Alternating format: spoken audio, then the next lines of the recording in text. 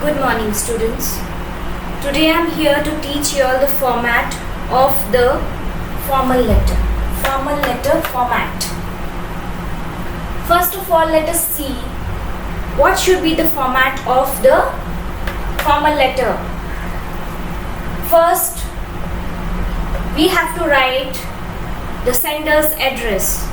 First comes the sender's address, second, the date, third, receiver's address, and fourth, the subject of the letter, fifth, salutation, and sixth, body. Lastly comes complimentary, closing, and sender's name signature. Right? And all these things should be in the left hand side of your page. So let us see the sender's address. Sender's address मतलब क्या होता है? हम लोग जब letter लिखते हैं तो सेंडर कौन हुआ? हम लोग हुए, मीन्स मैं. तो यहाँ पे किसका एड्रेस होना चाहिए? The address should be of my, that is the address of the sender.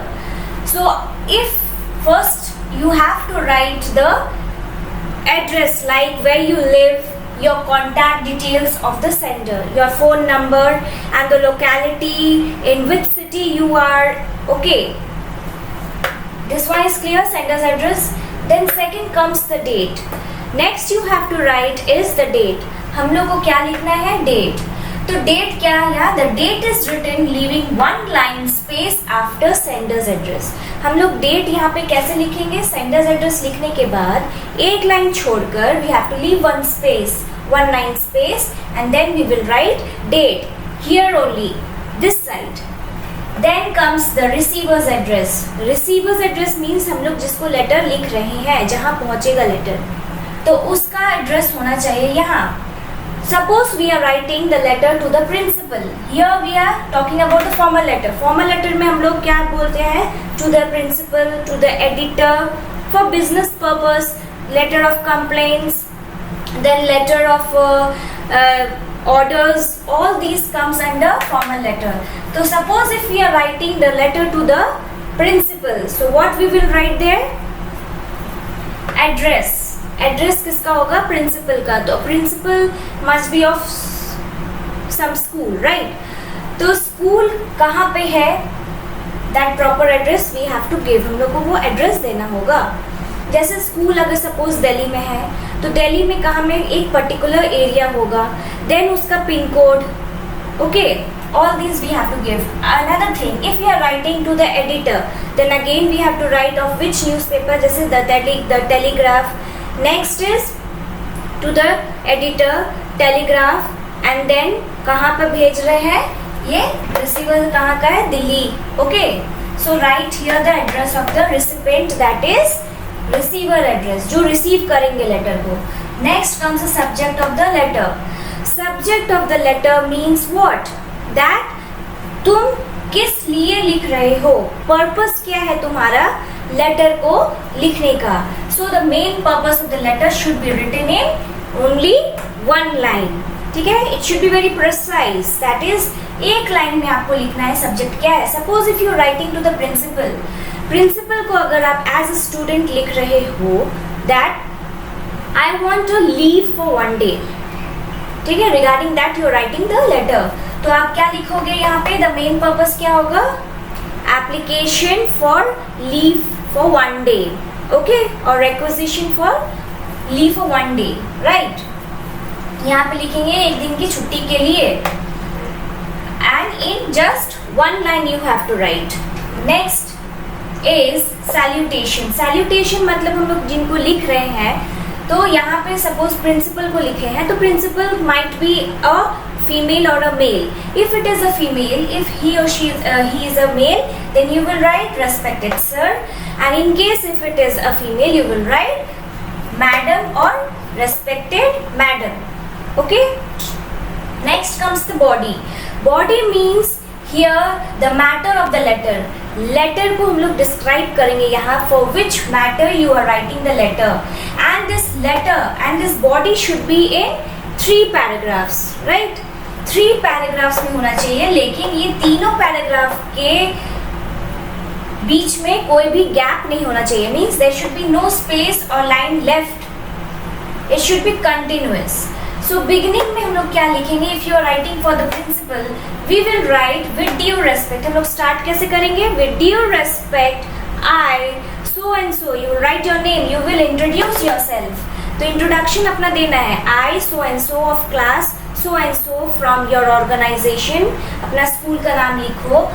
wish to say or want to inform you that I will be on leave for 1 day and what will be the reason.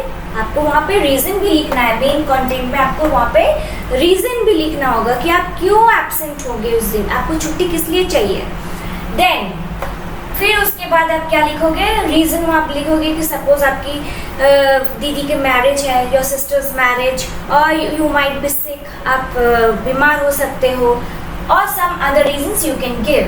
Then अगर इसमें हम लोग देखते हैं कि आप अगर editor को लिखते हैं letter, as we have seen that it is also a formal letter. Editor को भी लिखते हैं तो उसको जैसे टेलीग्राफ को लिख रहे हैं तो एडिटर को किस लिए लिखेंगे आप?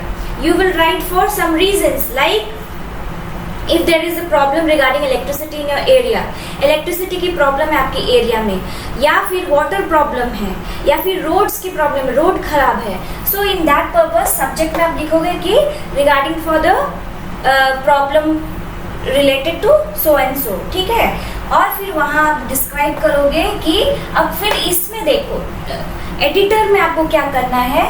एडिटर में आपको स्टार्टिंग ऐसे नहीं करना है विद ड्यू रेस्पेक्ट. वहाँ पे आपको स्टार्ट करना है through the columns of the esteem daily.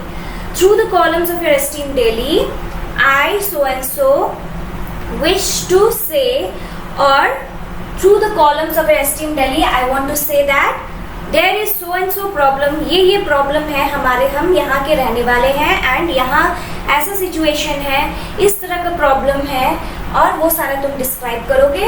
And then lastly at the ending what you will be mentioning, आप वहाँ पर मेंशन करोगे कि ऐसे से प्रॉब्लम है तो आप इसमें क्या सोल्यूशन प्रोवाइड करेंगे.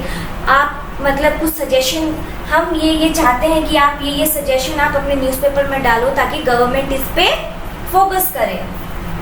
And then lastly at the ending you will write that I will be very grateful if you give some space of this matter in your newspaper. Okay, ये लास्ट में आप ये क्या लिखोगे कि अगर आप अपने पेपर में थोड़ी सी जगह देते हो मेरे इस मैटर को तो बहुत मेहरबानी होगी. And lastly complimentary closing. तो इसके बाद जब आप उनको बोल रहे हो through the letter, you are giving message through the letter, आप लेटर के थ्रू मैसेज दे रहे हो, तो लास्ट में आप क्या लिखोगे कॉम्प्लीमेंट्री क्लोजिंग में? Thanking you and then comes yours faithfully. All will be in this side only, right? तो thanking you, yours faithfully, and then you will write your names. उसके बाद होगा सेंडर्स नेम, मतलब आप सेंडर्स नेम, सिग्नेचर, अपना signature देना है, and then your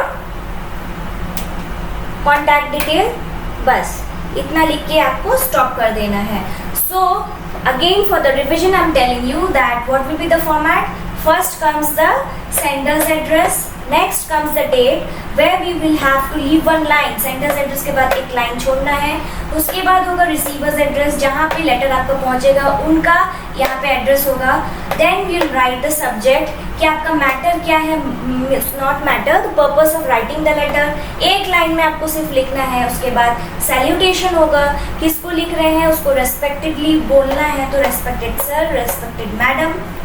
then body में आपको सारा कुछ डिस्क्राइब करना है. It will be in 3 paragraphs, right? And in the ending you will be mentioning that क्या सोल्यूशन प्रोवाइड करना है and all. And in the beginning you will start with due respect or through the columns of the esteem Delhi for the editor or with due respect for the principal. And ending में आपको क्या करना है, वहाँ पे बोलना I will be very grateful और if you do so and so. ठीक है? Then complimentary closing, उसके बाद आप thanking you बोलोगे, yours faithfully लिखोगे, and then you will write your name, your signature and put your signature, and that's all. Right? So I think the format of the formal letter is clear to you all.